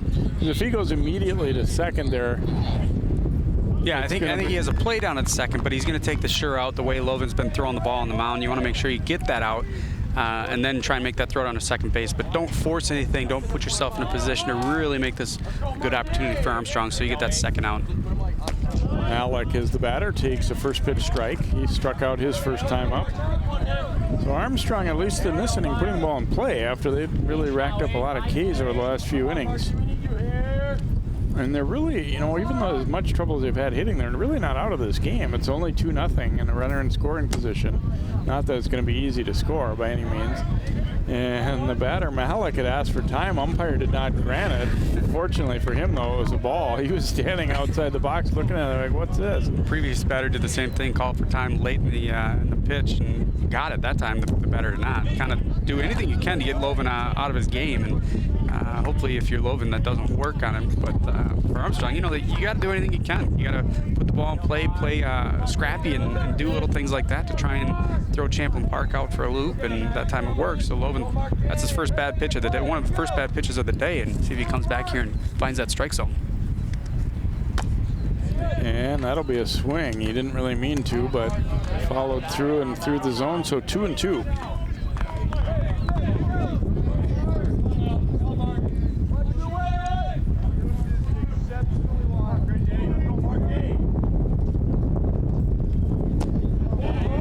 Down with that one, so the count running full. Lovin has not walked a batter today, but Malik would like to become the first.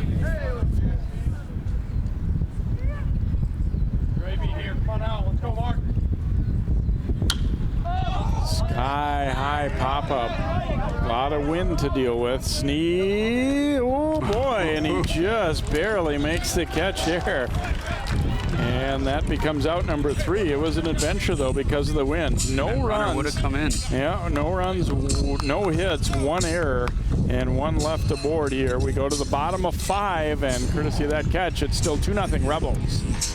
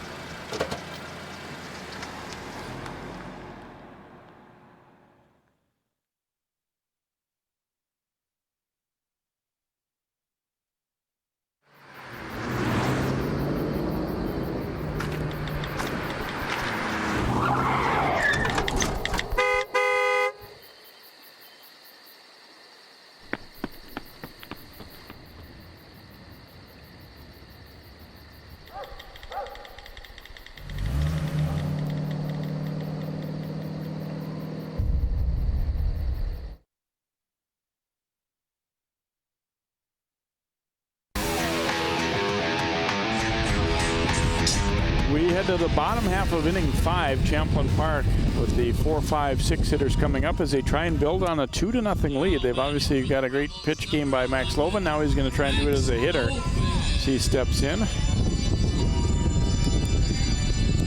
Hit the ball real hard last time, and an error on the third baseman. It was kind of one of those that you sort of feel bad giving an error because it was clearly not an easy ball. It was hit very hard, but it was right at him. Yeah, you either come up with a clean or you didn't come up with a clean, so it has to be an error. But you know, you do want to put your body in front of it, but it's a big sacrifice on a ball hit that hard that Lovin drove down the third baseline.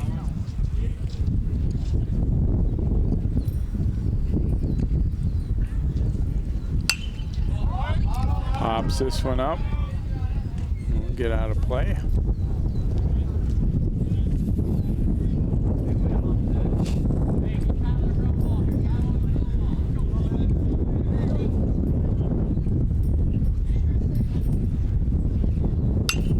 And drives it to right field, and it will hang up long enough for the catch. as again battling the wind a little bit there was Pertola, but he'll stay with it and get the out. And when Trelstead comes up. That ball seems to be moving quite a bit when it gets up in the air. If that ball hit hard enough that it kind of cut through the air. If it's hit higher in the air, it's going to be tougher to play because it's going to move more, but that ball hit hard enough, so it's not too difficult of a play for the right fielder to track that one down. Yeah, I don't want to be like an over-apologist for the outfielders, but it just kind of letting you know that it's a little hard to tell on TV sometimes how windy it really is. Like that pop-up we saw at the end of the last at-bat was a great example of how tough the wind can be.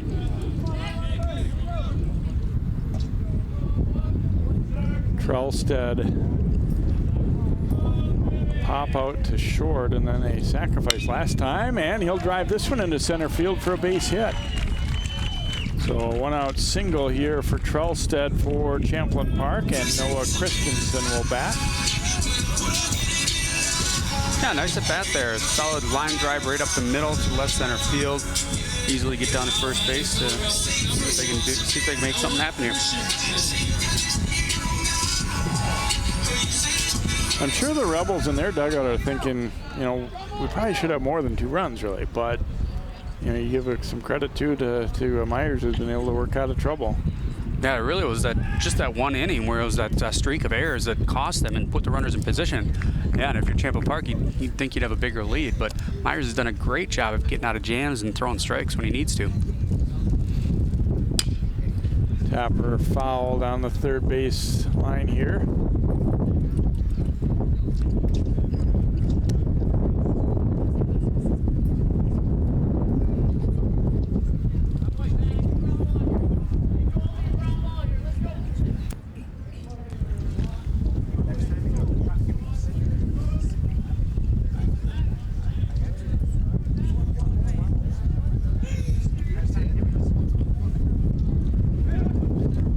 To first, I was just thinking to myself, it wouldn't surprise me that much if Champlin Park would think about starting a runner in this spot. You know, try and put a little pressure on the D. We haven't had much in terms of stolen base attempts, and also throwing into that wind might not be that easy for the catcher.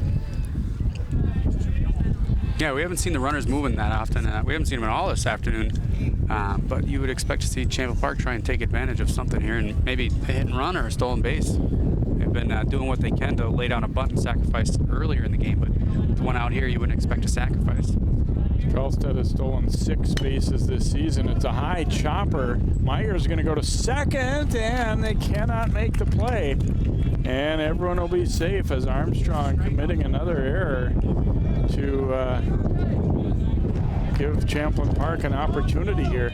Watch this again. To me, this throw didn't seem to be all that bad. I don't know. I guess you still have to give the air to the pitcher there. He had to reach for it, but I thought it was close. But he was trying so hard to hang onto the bag there that he didn't come off and grab the ball. So runners at first and second for Nick Bauer.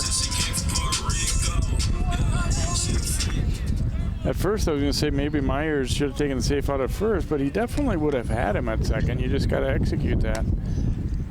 Yeah, it was a nice. Good job. He's fallen off the mound. He's able to get that to reverse his motion and get the ball on the. When I was looking at it on the left side of the mound, if he was able to make a good throw down to second base, he would have gotten that out. But unfortunately, he threw it wide. Runner's moving, and it's fouled out of play here by Bauer.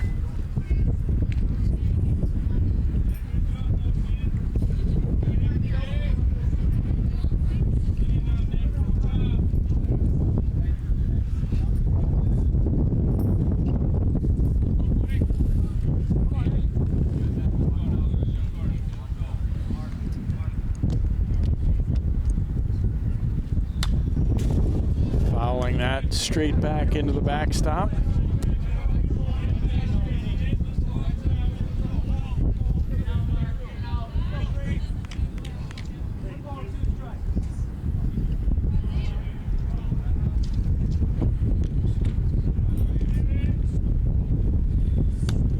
And fought that one off and on the hands.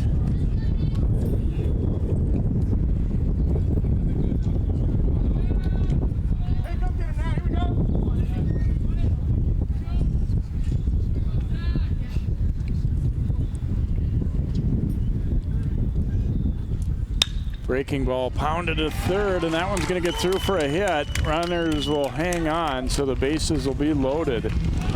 As Bauer hitting that one sharply to the left of Shell. This one I think is going to be a base hit. Took kind of a bad hop too, it looked like. But it's been a tough play in the left field. They're playing in quite a bit because of that wind. You know, it's going to be hard to hit over his head, so no chance of that runner to come in and score that third run. Smart play to hold him up at third. Bases will be loaded up here for Armstrong, and see if they might be going to the bullpen.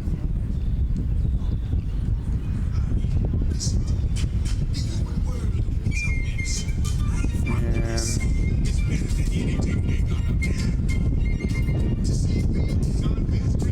thought he might be coming out to remove him, but Myers is still holding the baseball, so maybe not. You know, so he's going to leave him in. Give him a chance to get out of this. Maybe not. And there's the call.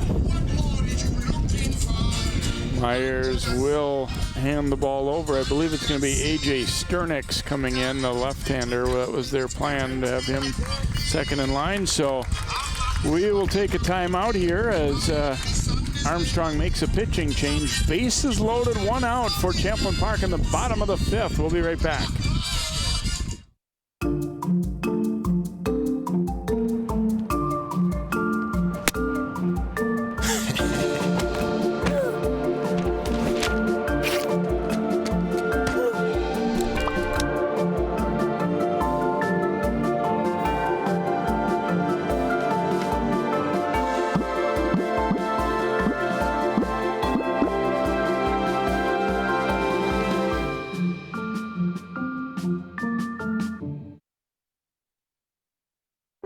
Most of my family, they never graduated high school or even let alone go to college, so I'm trying to break that barrier.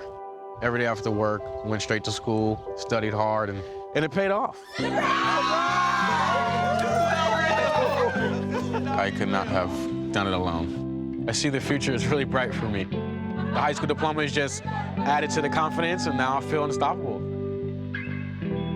Find free adult education classes near you at finishyourdiploma.org.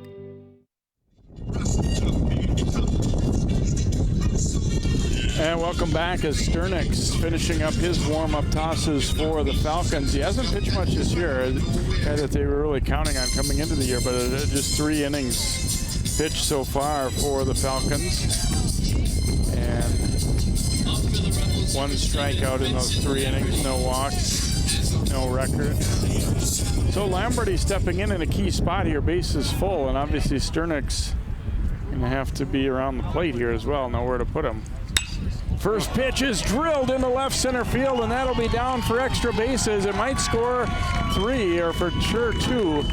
They'll hold the third runner there, so a couple runs in. Boy, that didn't take long. Lamberty jumping on the first pitch, drives it for a double, and it's 4-0. Yeah, it's one of the hardest hit balls we've seen all afternoon, coming in a key spot with the bases loaded. Bringing in 2 runs. Could have had a third, but it would have been a close play, but you don't want to take that risk and run yourself out of a big inning here if you're Champlin Park. You got 2 across the board, and you still got 2 runners on. Yeah, the runners that, didn't take off immediately with 1 out because they had to just kind of make sure it wasn't going to be caught. And I think on that one, that was the right call to hold him. That ball was coming into the cutoff man before he had reached third. I think that would have been a tough play to score him on. Stifter, and he delivers one up the middle for a base hit. That'll score 1 and maybe 2. Yeah, they're going to hold the second runner again here as that throw comes into the plate. So Stifter knocks in Bauer, and it's 5-0 Champlin Park. Another great job. First pitch right up the middle. Solid line drive right in between second and shortstop. Runner had the green light running around third base. Last second, coach held him up. I think it was a good decision because it was a good throw. Nice job by the catcher to come up and block that ball. So first and third, still 1 out. Sternix has been tagged by the first 2 hitters. Cal Hansen would like to follow suit. By the way, Stifter, the 9 hitter, now 3 for 3. Yeah, first and third, you want to make sure your infield and your pitcher and your catcher are all on the same page. You got to, looks like the first and everybody's kind of coming in halfway. Maybe double play dip up the middle.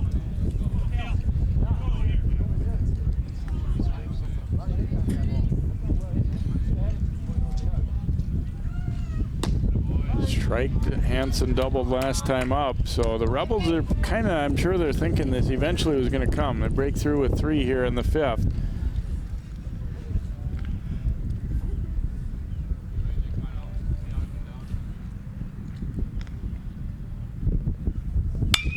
And this one hit hard, and that'll be a base hit. Another run will score. As Lamberty trots home, Hansen with an RBI single. And now 6-0. Yeah, Champlin Park doing a good job of putting the bat on the ball here. New pitcher throwing strikes in the zone. Champlin Park putting the ball in play on good solid contact and put 3 runs across the plate here. Jackson Snee will be the batter.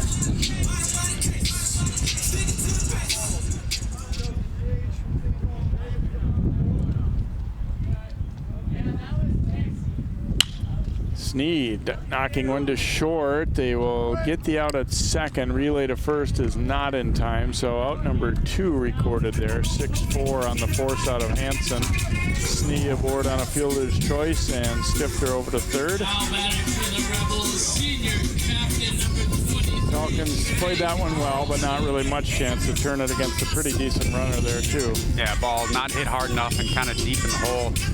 Good job to get that force out at second base to get yourself in a position to get out of this inning after only giving up 4 runs. But still a big inning for Champlin Park, and still a chance to even make it a bigger inning. Trey Carlson, the hitter.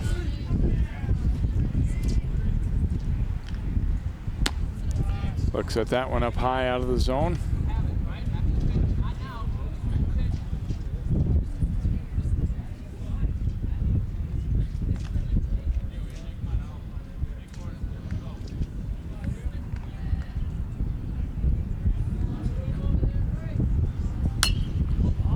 After a pitch up there and fouls it out of play.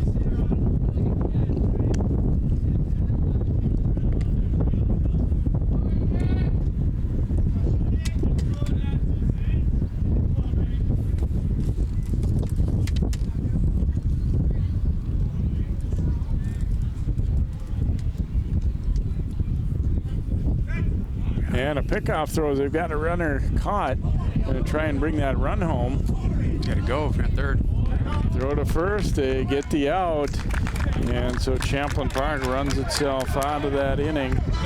But it is a very good inning, obviously, for the Rebels as they come up with 4 runs in the frame on 5 base hits. There were another error committed by Armstrong, and they leave 1. So we played 5. It's 6-0 Champlin Park.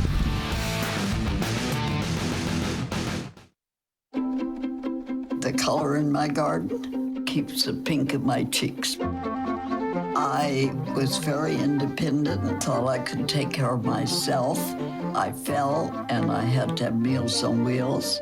They're my savior. My name is Lola Silvestri. America, let's do lunch. Drop off a hot meal and say hello. Volunteer by donating your lunch break at americaletsdolunch.org. I adopted Bento in 2010 from a shelter. As it turns out, we have very similar personalities. And this cat makes me make art because he's always motivating me to take pictures of him, to draw pictures of him. He just is motivating artistically. It's just that simple. Well, he's my best friend, but a lot of people know him as Keyboard Cat.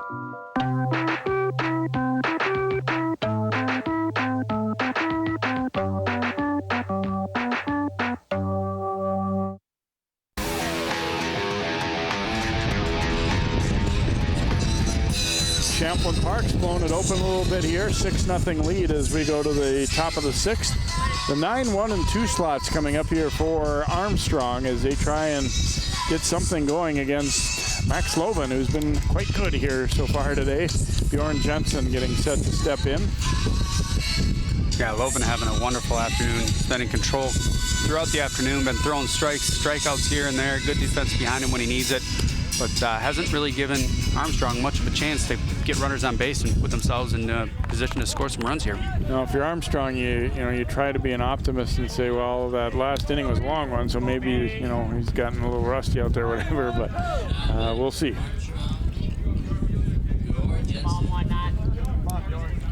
Jensen struck out in the 3rd.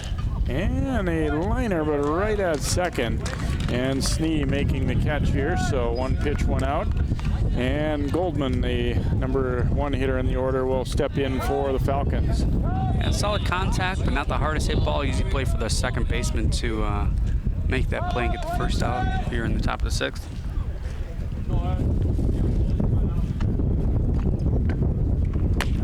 There's a strike. And, you know, I'm kind of okay with attacking early there. You like to, you know, make a guy work and all that, but at the same time, I think Loban's kind of showing he's probably not going to walk people, and you might get something decent to hit early in the count as well.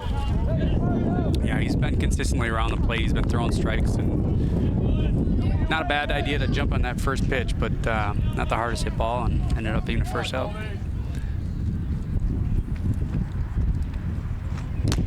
And a foul tip held on to there. Another strikeout for Loban.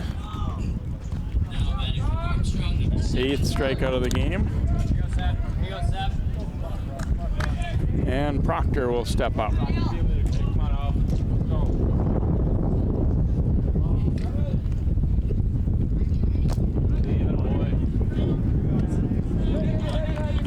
Believe it or not, Loban below his strikeout average for the year. He averages almost 2 per inning, and today is just a bit below that. And there's the first base hit for Armstrong as Proctor will reach with 2 outs in the 6th inning. Very first hit of the game for the Falcons. Oh, he had something magical. Still a solid outing by Loban thus far. And, you know, good solid contact up the middle. That time, ball just found the gap and scooted into the outfield. Well, and you feel good that it was a, you know, clean, legitimate hit, too. No questions. It was a good, solid hit. Also, when there's really no official score, just at these high school games, it falls on me. And then this happened in the state tournament one year, where Armstrong, or I'm forgetting which team it was. One of our local teams was playing against Coon Rapids when they had Logan Shore. Okay. Gave up a little tapper that I called a hit. Well, I found out later that they had changed it to an error, and so he ended up with a no-hitter, and I kind of had to backtrack on the whole deal. There's a second base hit in a row for the Falcons as Shell delivers, and a little bit of a gamble. Proctor keeps on going and gets all the way around to third. So runners at the corners. They said, we're not satisfied with 1 here. We'll get another hit. Now Braden Gray will step up. By the way, it was Wayzata that was playing Coon Rapids. Comes back to me now. Wilcox being put on the hot seat by the state tournament, the Minnesota State High School League in Coon Rapids, huh? We'll see if Gray can keep it going here for the Falcons.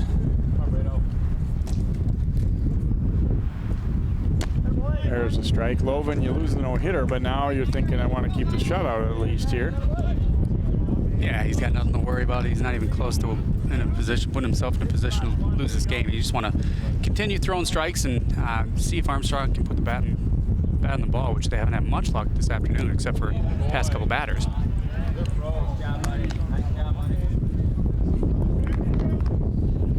Gray able to lay off that breaking ball, so 1-1 count. Hitter with a lot of experience on their team. And that one is a strike. Yeah, the numbers may not show it, but I think probably widely considered their most dangerous hitter. But now in a 1-2 hole here.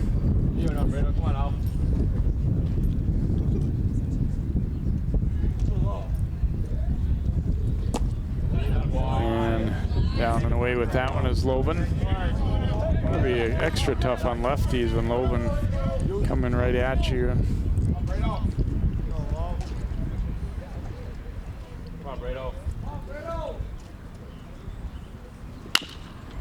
Chopper to short. They'll flip to second, and the out recorded. And so Armstrong breaks up the no-hitter, but they're unable to score as Loban has now worked 6 scoreless innings. No runs, 2 hits, and 2 left aboard for the Falcons. We head to the bottom of inning number 6. It is 6-0 Champlin Park. I rescued Toast from a shelter in 2011. I love Toast because she's a lazy diva. Toast does whatever she wants, obviously. She's sleeping right now. She's an epic snuggler. She's so comforting. She's so loving. Toast makes me laugh. When I walked into the shelter, I knew right then that she was special.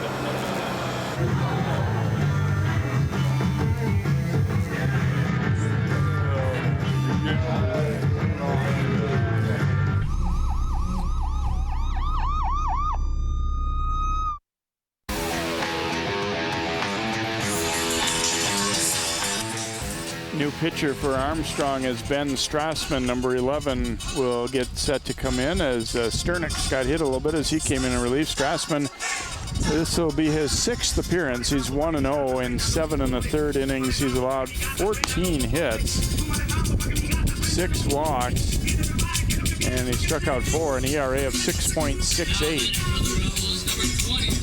And Trey Carlson will be the hitter.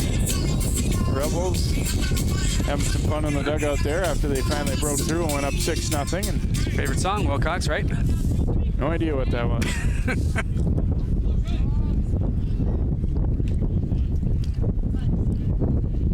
So Carlson back up at the plate after, and he'll pop up a bunt, and Fliss makes the catch. Carlson was at the plate when the runner was picked off first to end that 5th inning, and he promptly bunts into a pop out, and Max Logan will hit. Yeah, nice play by the catcher there to get out of his squat, locate that ball quickly, and make that first out. Ball wasn't hit that high in the air, but located it quickly and was able to corral it in. So Logan, a very good hitter. He's been on twice today, but 0 for 3 officially. Takes a first pitch breaking ball for a strike from Strassman.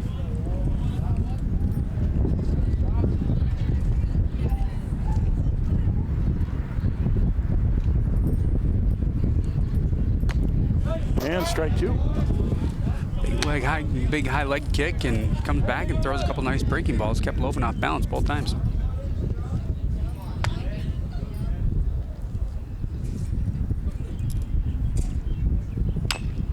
Little tapper. Strassman hustling off the mound, and the throw is an out. It was a little bit wide, but it held onto the bag there. Yeah, it was drifting over. Yeah, not the best throw. Good footwork by the first baseman to shuffle his feet and pivot with his right foot on the bag. You know, usually you're going to have your left foot over there, but he was able to scoot to the foul territory and get that ball to get the out at first base. Trelstead will be the hitter.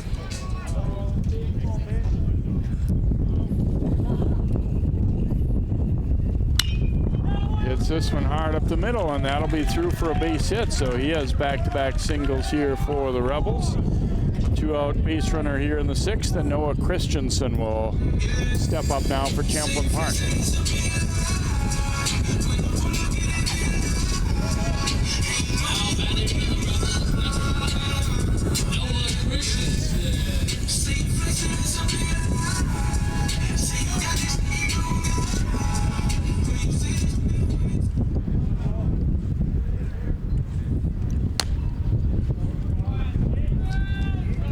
Fastball outside there for ball 1.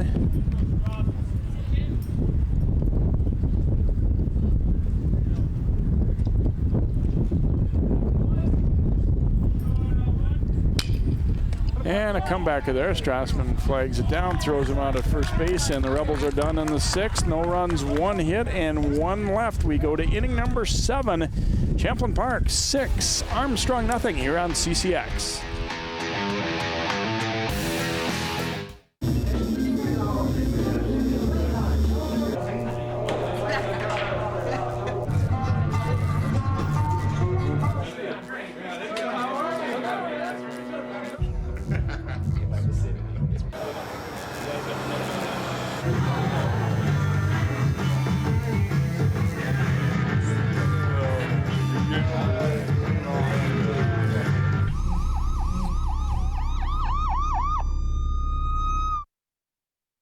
Every time I hear the alarm bell go off in school, I think it's an air raid. A lot of houses in our neighborhood have been destroyed. I like to close my ears and sing songs whenever the bombs come close.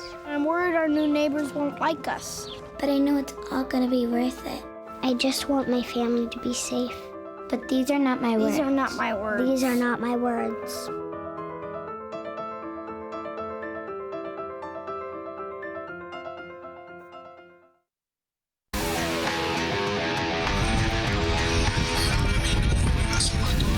Max Lovan trying to put the finishing touches on a win for Champlin Park. Armstrong, one more opportunity. They got their first 2 hits of the game in the 6th, but didn't score. And now Pertla will get set to lead off the 7th for the Falcons. Yeah, Lovan having a great afternoon. Been throwing strikes consistently. Several strikeouts. Like you said, not up there with his ratio so far this spring, but still a good, solid outing. Against a decent Armstrong team. They've been having a good season, and Logan's been able to keep their bats quiet and has a chance to finish out this complete game here shutout. Well, you have to think, you know, obviously you like to have depth and all that, and that's important, but in any, like a one-game situation, maybe for a section title or something, if you're able to have Lovan out there, you'd have to feel pretty confident. There aren't a whole lot of guys that you would take over him in the whole state, I don't think. Yeah, it's always good to have an ace at that quality to go to. Remember 2 years back when the Rebels lost in the state championship, and Wayzata had that left-hander Tom Scoro, ended up going to Kansas State, and boy, was he good. And he shut them down in that state championship as he had done pretty much all year, and that was the same kind of thing. They stayed in the winner's bracket in the section so that they could have him ready to go in for the big games, and they rode him to a title. Yeah, hitting's great to have, but usually in the playoffs it comes down to in double elimination. It comes down to having two solid pitchers and then a decent reliever to go to if you get into a jam, and oftentimes that becomes a second starter if you need to, but you know, 2 or 3 good pitchers is a key component to a good playoff team. So Pertla draws a leadoff walk here, and Drew Ide will be the hitter now for Armstrong. It looks like they're going to run. Pinch runner at first base will be Travis Mosley, running for Pertla.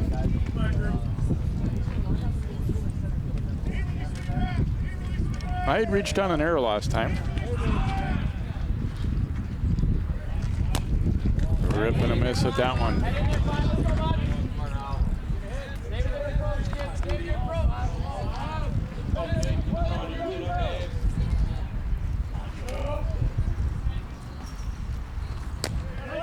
There's strike 2.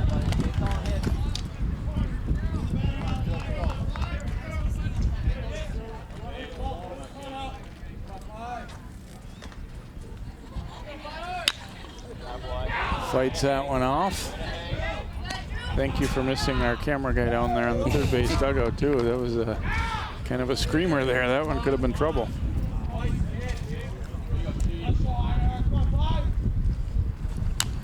And another one fouled back. Yeah, down 0-2 in the count. You didn't want to do anything. You can. You put that bat on the ball. It doesn't have to be the hardest hit ball, even if it's just a foul ball to keep the bat alive. It's an accomplishment.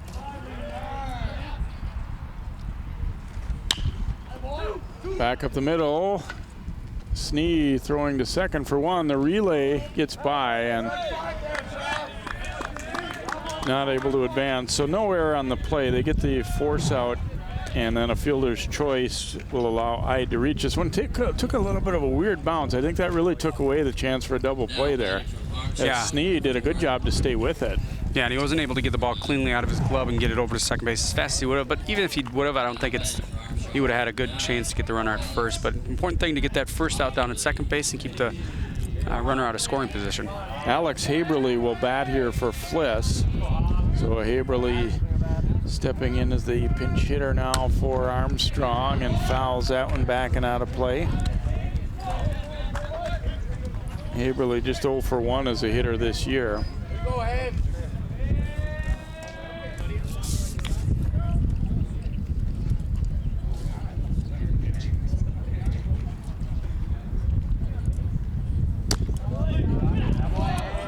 Missed away with that one.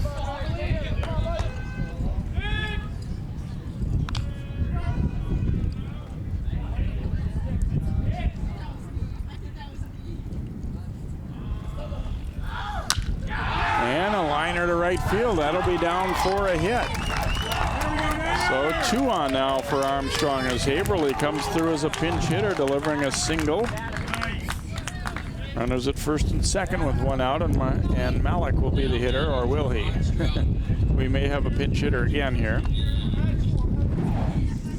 Looks like Malik is being called back, and we're going to have another pinch hitter for the Falcons as Adam Bewin, number 24, coming up.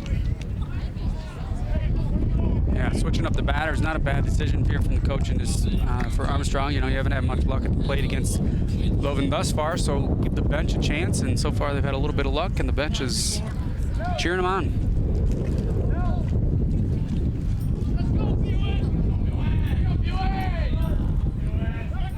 Loven will step off here. Bewin has done well when he's gotten the chance. He's 3 for 9, so 333 average. Looks at a fastball for a strike.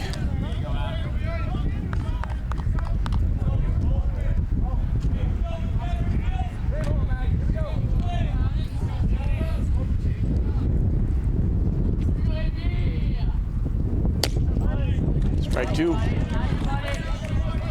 Loven seems like he's pretty much been the same guy all 7 innings out there, really. You know, so a couple innings, one inning he struck out the side, and a couple hits last inning, but he's just kind of dealing strikes regardless. And a swing and a miss by Bewin, out number 2. Yeah, Loven seems to be throwing the ball wherever he wants. He wants to pick a spot, he throws the ball there. It seems like his accuracy has been consistent throughout the day, hasn't it? Maybe 1 or 2 pitches that seem to be a wasted pitch, but other than that, he's been pretty consistent and around the zone throughout the afternoon. Bjorn Jensen steps in, the last hope here for Armstrong, takes a strike.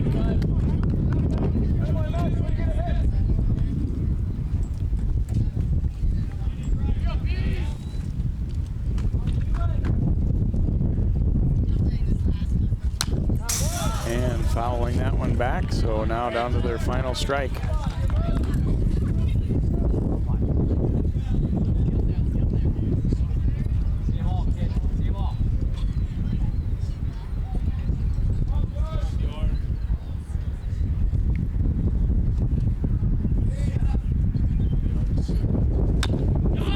Fights it off.